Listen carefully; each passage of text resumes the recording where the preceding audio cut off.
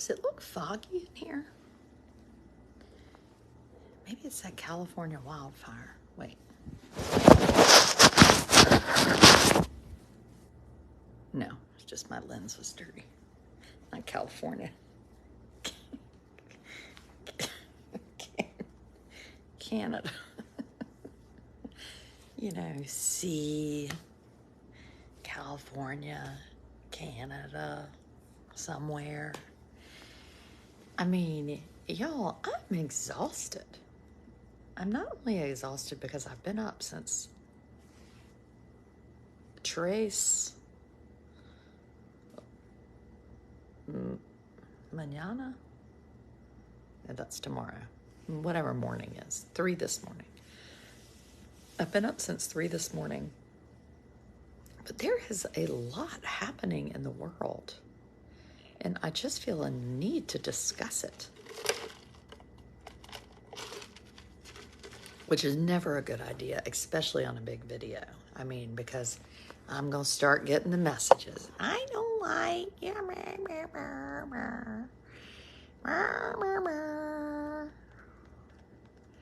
Go ahead. Harangue me. I can take it. Let's see.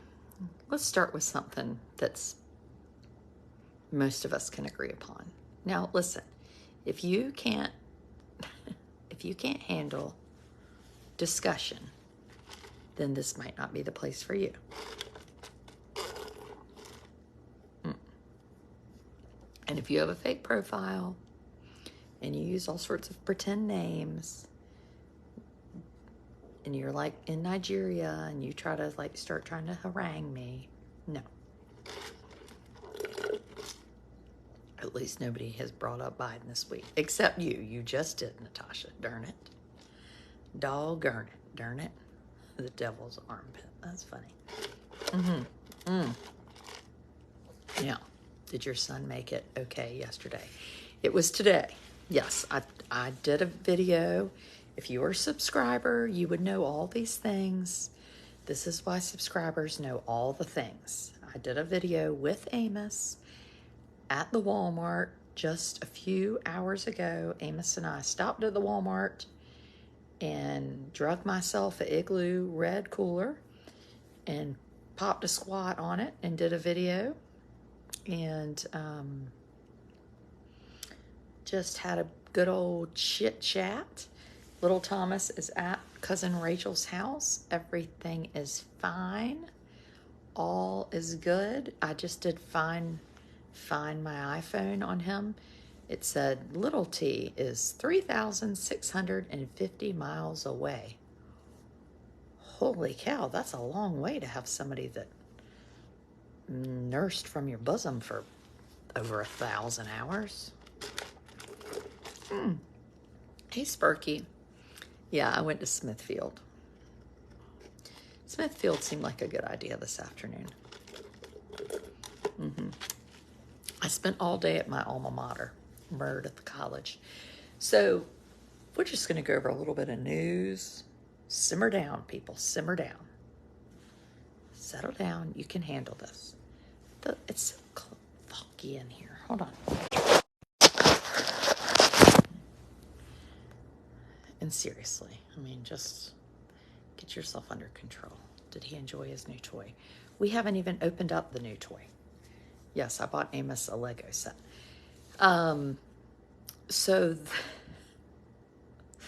Some of the best news, I mean, this is terrible news, but some of the best news is that evidently this couple, the man was filmed carving he and his girlfriend's name into the wall at the Colosseum. You know, the Colosseum in Rome. And of course, everybody thought it was an American because they were like, of course it's going to be an American that just is, you know, ruining history. It was some Brits. Way to go, way to be an American. And last year, it was an Irish dude. But before that, it was an American. But this time, it was not American. I would just like to say 2 cheers for the Americans, for not doing that. The Parkland verdict. You know, I saw that the security guard that sort of hung around outside during the Parkland thing was innocent, but that is all I saw. And I realize that you all love for me to have opinions, and I love to have opinions, but I do not give opinions when I don't know enough about the situation. And I truthfully do not know enough about why he was out there or what was happening in his mind. Now, if you said to me, Adrian, what do you think about this most recent shooting when all the people were out in the hall and they didn't go in? Well, I got lots of opinions about that. No problemo. Adrian, what do you think about Brian Laundrie's parents? Do you think they ought to be taken to the guillotine? Yes. See? No problem having opinions. We should talk about the Supreme Court ruling on affirmative action. Oh, Natasha, you're really feeling it, aren't you? You just want to jump right in, chase people away. We're going to get to that, but we're not there yet. So I'm not talking about it because I don't know enough about it. And don't tell me you have misophonia and you can't take me chewing one teensy tiny piece of rabbit bellet ice. Just get a hold of yourselves. The next thing we're going to talk about, this happened a few days ago, is that, oh, you're shipping me an Apple TV? This is awesome. Is that, this is not a shock, but the Supreme Court in North Carolina ruled that charter schools cannot make girls wear skirts to school. Ding, ding, ding. Hello. I could have told these classical charters that it's a public school because, and get the reason why. I mean, if this doesn't make smoke come out your ears, because it will help young men be chivalrous? How does me wearing a dress help you be chivalrous? Ew, I mean, that is disgusting. I don't even know what that means. But anyway, they can't. Ding, ding, ding in Leland. And then, and also in Leland, the classical charter schools can't make people cut their hair at school either. Hello. I mean, we knew this. I honestly find it bizarre, even when private schools make boys or girls have certain hairstyles. Like, what's up with that? Like, why do people care? To me, if you're doing your own deal and you're minding your own business and you got good grades and you want to have an earring or a ponytail or a whatever, have at it. I got no problem. But that's just me. What do I know?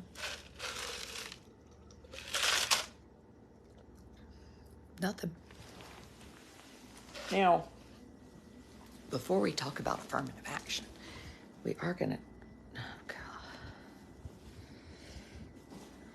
talk about something that might make people all in a stir. Oh, I got to lay down for this. So, wait, did I just forget?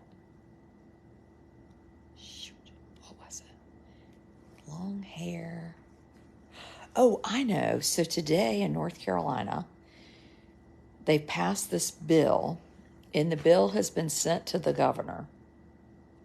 And the bill says that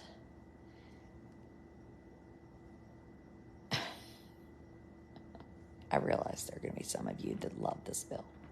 But let me just tell you a minute about somebody that you know. And she was a little girl at one point, and she was about 9 years old. And do you know what she wanted to be called? She wanted to be called Jo. Cute little girl, blonde. She had real short hair because her mother said if she didn't wash it, she was going to cut it short, kind of like a boy. And she had earrings because she got called a boy. And she wanted to be called Jo. She made her mom and dad call her Jo. She made her friends call her Jo. She wrote Jo on her papers. She wore black Converse high tops. She wore overalls and turtlenecks, and she rode a skateboard, and her dog Benji pulled it. And she didn't like dresses, and she wanted to be Jo. That was me. I was Jo. And today, some dummy, Senator Galey, stood up at a podium and said, parents should get to decide if their children want to be called by another name. The schools cannot do it without the parents' permission. You gotta be freaking kidding me. I'm telling you all, you are looking for problems. Why does everything have to be such a big freaking deal? Like, you might be making something a bigger deal than just letting that cute little girl be Jo. Why couldn't I be Jo? Like, this is in a state where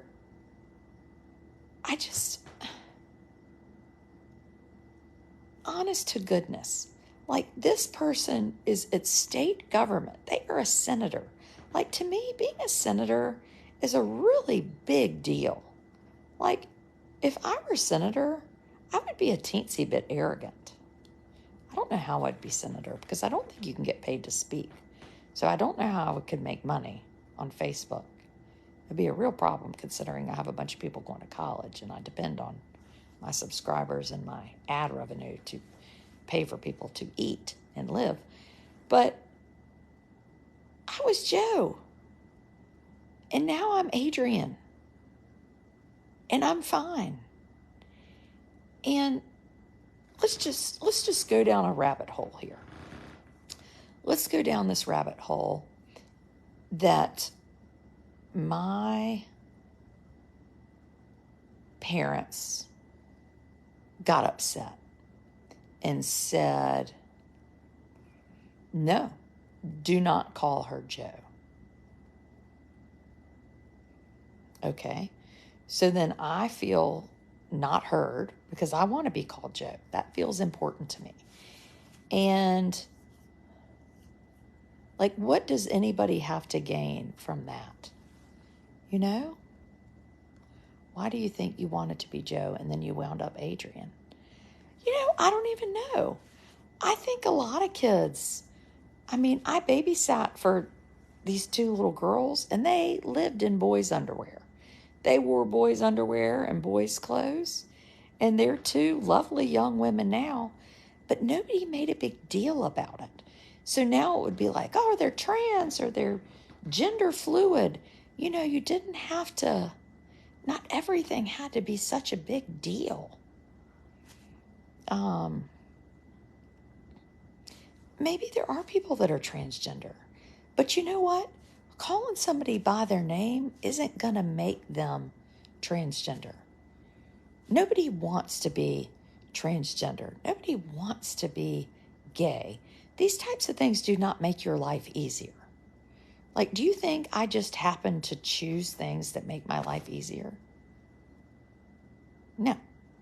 I just happened to have a life that makes my life easier because I just happen to naturally like the things that are easy.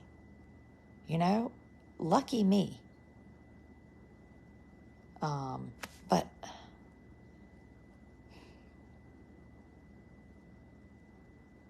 no more tomboys. I'm surprised you think it's so simple. I do think it's simple, Beth Wood Lobb. I do. I really do. And I tell you another reason I think it's simple is because I see what happened at that school shooting in Nashville, and that we had a transgender student, and his parents would not call him by the name that he wanted to be called. His old friends wouldn't call him by that name. And he felt so unloved and unwanted. Now, does that happen to people and they don't murder children? Absolutely. But when that murderer walked past a playground of children to enter into a school, to kill people, to make a statement, that told me something. And now they don't want to share the writings from him, because I feel really strongly that those writings tell a story that nobody would listen to me. Nobody would hear me. Nobody, like, how hard is it just to say, I love you no matter who you are? And, I'm Episcopalian pretty recently, like officially Episcopalian, which is kind of exciting for me. And my bishop shared that day, and I shared it. And then he said, well, actually, he clarified and said, I just want to make sure it came from Bishop Curry. But if it's not about love, it's not about God. And that made it so simple. If it's not about love, it's not about God. That's it. Our only job on this earth is to love. That's all we got to do. That's all we got to do. It's just not that hard. It's not that hard.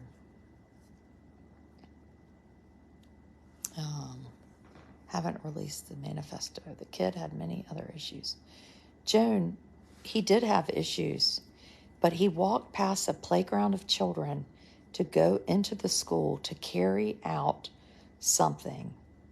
He was not allowed to dress as the gender that he identified as. His parents would not acknowledge that he identified as a male. That is a problem. Do we honestly think, and just go with me here for a minute, if you told me he was transgender, his family was very supportive, his school was supportive, his friends were supportive, everybody was supportive, that wouldn't have happened that day. It wouldn't have happened that day. It would not have happened that day.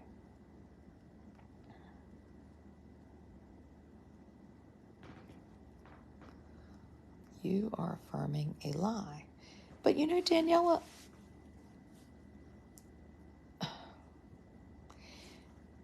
when I wanted to be called Joe, were my parents confirming a lie? Like, what was that? Or was it okay just to say, she wants to be called Joe? It's okay. She can be called Joe.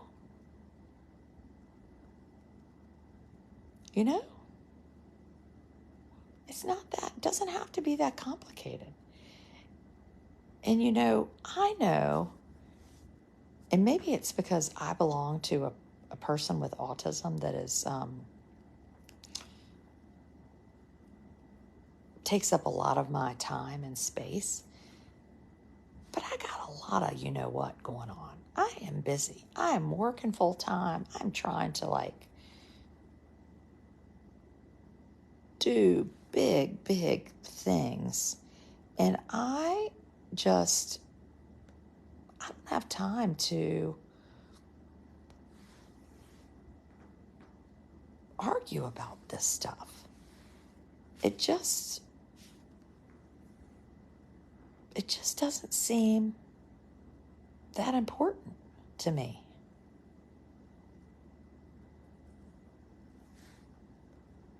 How would you react if one of your kids wanted to be transgender? What would you do? I would love them. What else would I do? I mean, Amos, who is 9, I don't know anything about Amos. I just love Amos. I don't know anything about Amos. I have a child that I don't know anything about, and I love him. I love him more than I just can't even tell you the kind of love that I have for him.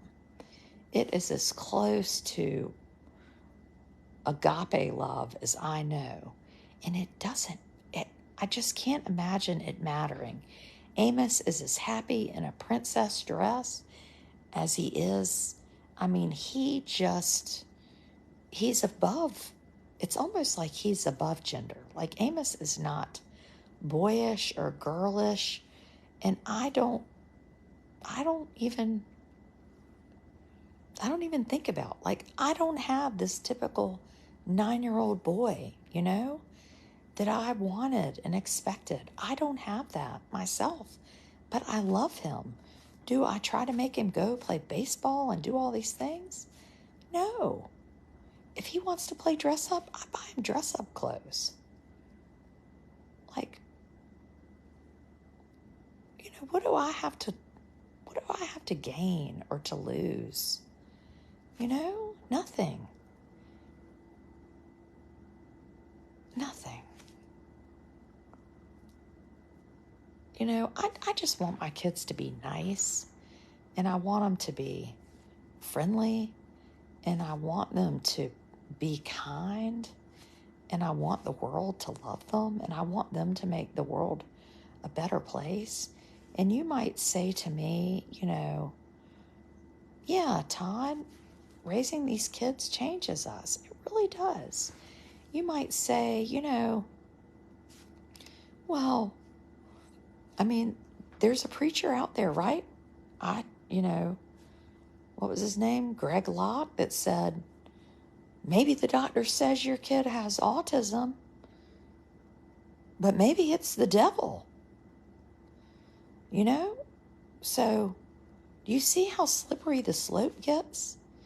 When you're saying, well, maybe you're transgender, it's the devil. You're gay, it's the devil. You're autistic, it's the devil. Like, how does this go? How quickly does this go? You want to be called Joe, it's the devil. I just think it doesn't need to be that complicated.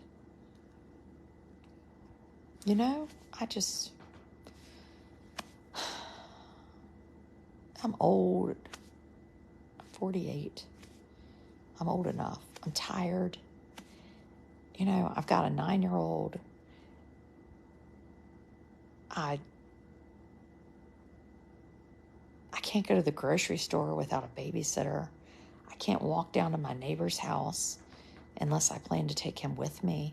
I have to lay down with him to go to sleep at night. When my oldest son was 9, he went away to camp for a month. My 9-year-old now just wants to go to Walmart with mommy and pick out a Lego set. Like,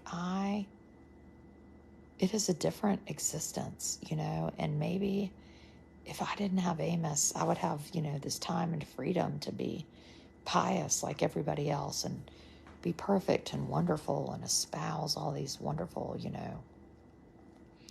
things.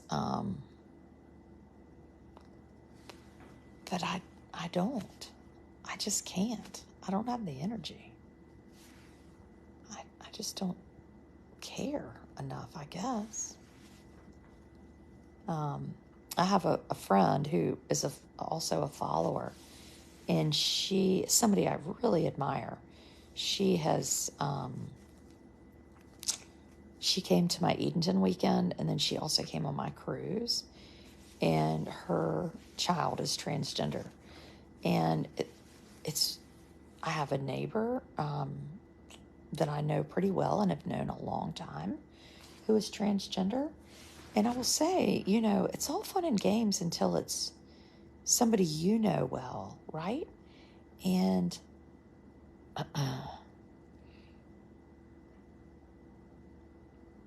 just think about that for a minute.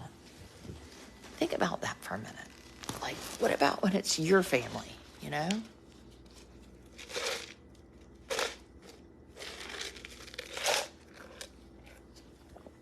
Where's Amos? He's asleep. He's tired. I'm tired. He's tired. We're all tired. I just felt the need to talk about the affirmative action at colleges. It would be nice to hear my husband's opinions on that. I need to call him in a minute and find out when he's coming tomorrow. And I've got to get up in the morning and pick up my middle two at camp from Camp Trinity down the way. You don't have to be the perfect mother. I'm not. Golly Moses.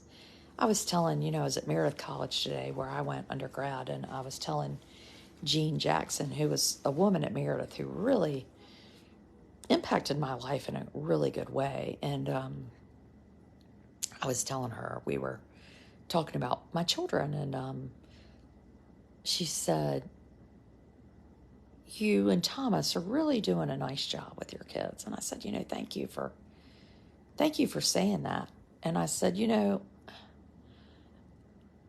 I feel like our children are turning out well. I can tell you that we've really tried.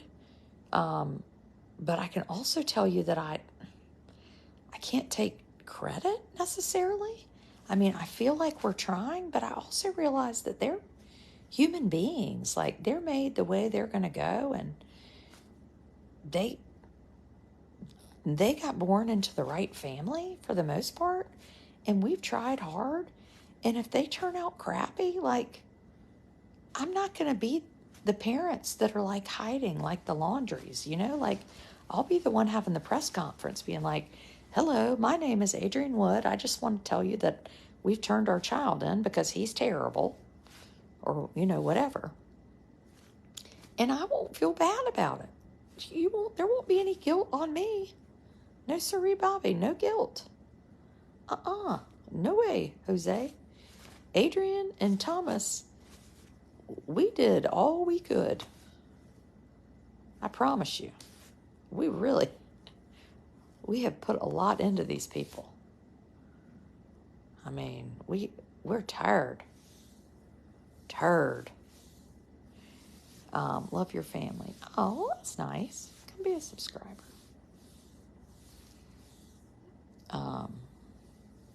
It affects you personally. All your high and mighty ideas go out the window. Hey, that's the darn truth. We take too much credit and blame for how our kids turn out. Well, I realized that I was taking too much credit. I mean, I was really thinking I was doing a wonderful job. And then Amos came around, and I was like, crap. Now this means I'm going to have to get blamed for all this wrong stuff that's happening, And then I realized, well, shoot, maybe I shouldn't have been getting the credit either, So today, the Supreme Court overturned affirmative action. But I was talking to my neighbor about it, who's also an attorney, and she was like, made a really good point. She was like, they're not. So it was really based on a case representing people at UNC Chapel Hill and Harvard. So these two schools. And you have two things happening. You have at UNC Chapel Hill using race to help decide admissions, right? And so they take race into account in admissions. So I would say at Chapel Hill, it's probably more African Americans, right? Minorities. And at Harvard, the deal is Asians. So if you are Asian, which my son Thomas has a really good friend who's Asian, and he and I have talked extensively about this. I find it really interesting. But if you're Asian and you want to go to Harvard, it's way harder for you to get into Harvard than it is if you're white, right? Because Harvard is trying to limit the number of Asians there. And it pisses the Asians off, right? Because the Asians are like, well, why should we get limited if we're just smart? I mean, that's not fair. So that's that stance. So this thought is you can't use race like in isolation. So in my mind, you would still be able, you can still use like, are you first generation college? You can use socioeconomic status, which would be a pretty big one, right? Because let's say you're really wealthy. I think wealth would have a lot more to do with your ability than just the color of your skin. You can write about or talk about how diversity, what your struggles in life have been related to diversity. I think that's what President Biden was kind of talking about today. I read a little blip about, which sounds good. But the one thing that worried me that I don't really understand, so I don't really totally understand all this either, but so I'm just kind of talking out loud with y'all about it, is that it happened in California. So California, this happened 7 years ago in California, and the number of, I believe they said applicants dropped, minorities dropped, was it 40%? And that really confused me. I just was like, wow. It was like it was hard for me to even understand. I'm not going to even apply because they're not going to consider my race anymore. I just thought that was so interesting.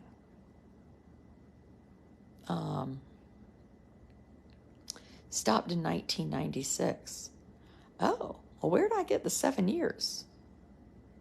1996. Well, that's 27 years. Huh, okay. Well, there you go. So I'm no expert. But clearly it's hurt things. And I mean, it's done. It is what it is. You are such a liberal. Shameful. Diane Wardrop. Well, Diana. Okay. I guess I am Diana. I don't know what that means, but wee.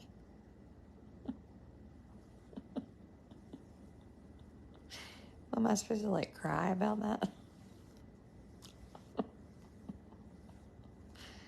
Fortunately, I'm like tougher than a witch's titty. But I'm going to tell you a little story. So my oldest son, who's in England, is probably pretty conservative, and so is my husband. He would like poke your eyes out with a toenail clipper if you called him a liberal. And oh God, now I'm going to get banned. Somebody's going to report me. And he, if you say one more mean thing, I'm gonna suspend you. But I was asking him about it because we've been waiting for this decision for a while. And I said, Thomas, what do you think? And he said, Mom, I wouldn't have gotten such a good ACT score if I hadn't been to Episcopal. So we live in rural eastern North Carolina, and little Thomas goes to a boarding school and has been for 3 years, and did really well on the ACT. And I said, "Do you think so?" He said, "I know so. I would not have gotten that score in the ACT if I hadn't been there. I've just been able to take these classes that they can't offer in Edenton, obviously. Again, not because we don't have good teachers, but we don't have all these options of these courses and just a wider range of places, you know." And he said, "So it feels like it's unfair for me to, like, I'm getting ahead, right? Because I'm going to have this ACT score that's higher, but it's because I've had these classes." And that to me kind of encompasses this affirmative action, because you're kind of, and now it doesn't necessarily have to be race, but maybe it does come down to race sometimes. But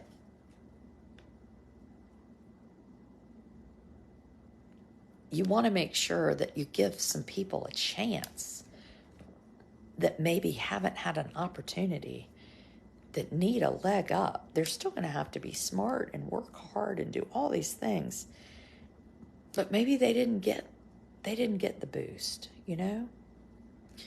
And so this morning we were sitting at the airport. This is about 3:30 or so, and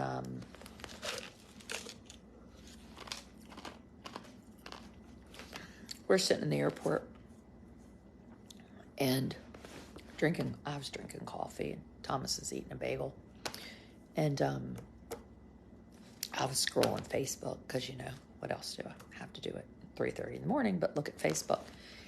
And I'm look at my local police department, Edenton Police Department, which I'm a glutton. I'm always looking at the police department site because they're always putting up people that they're looking for. I just can't help but watch it.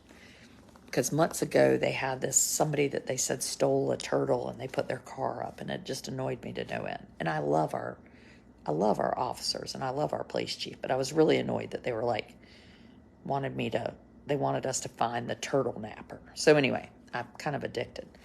So I'm on the police site, and I see this girl on the site, and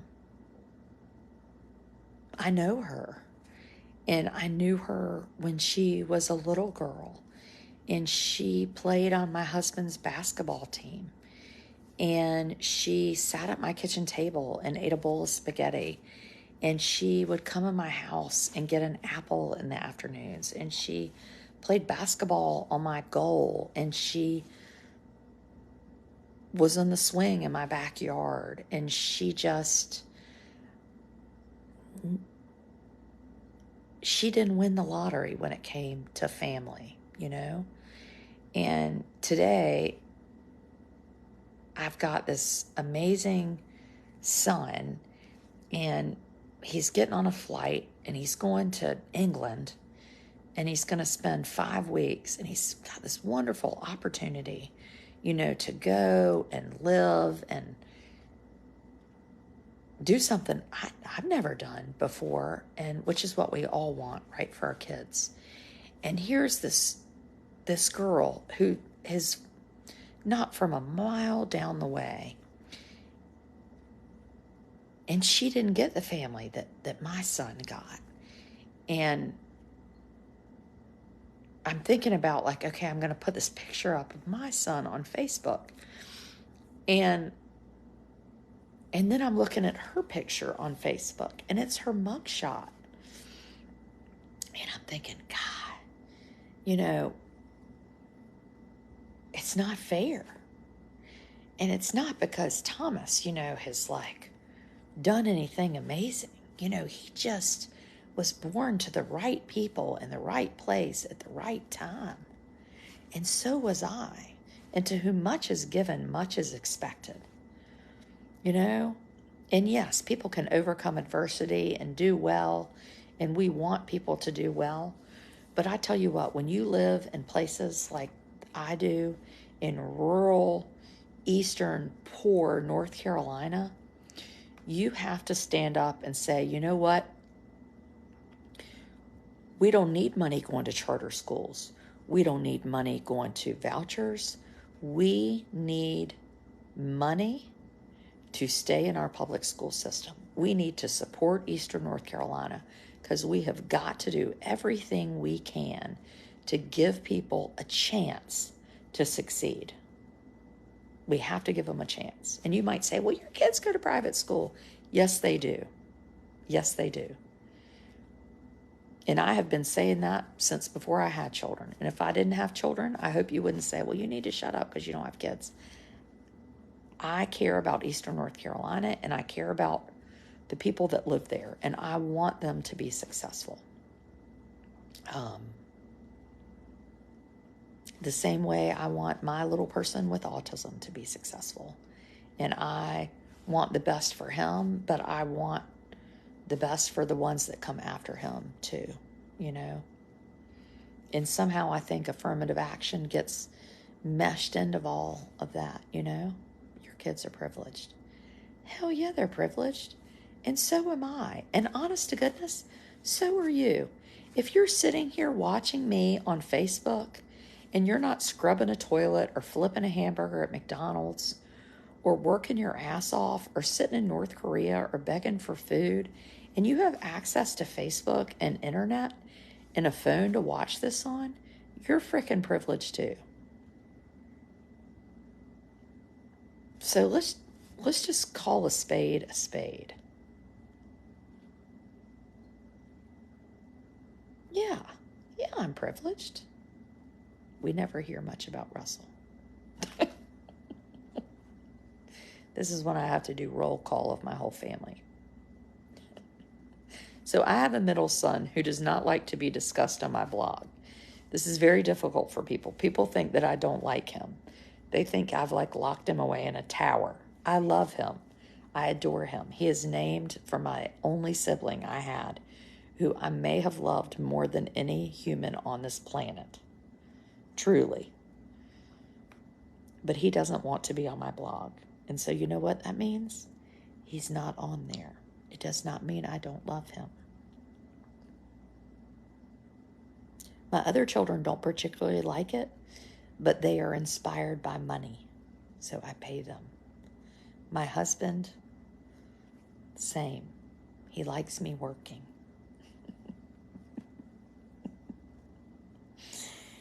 Oh, I can count on y'all. I can count on y'all to keep me honest. Darn it.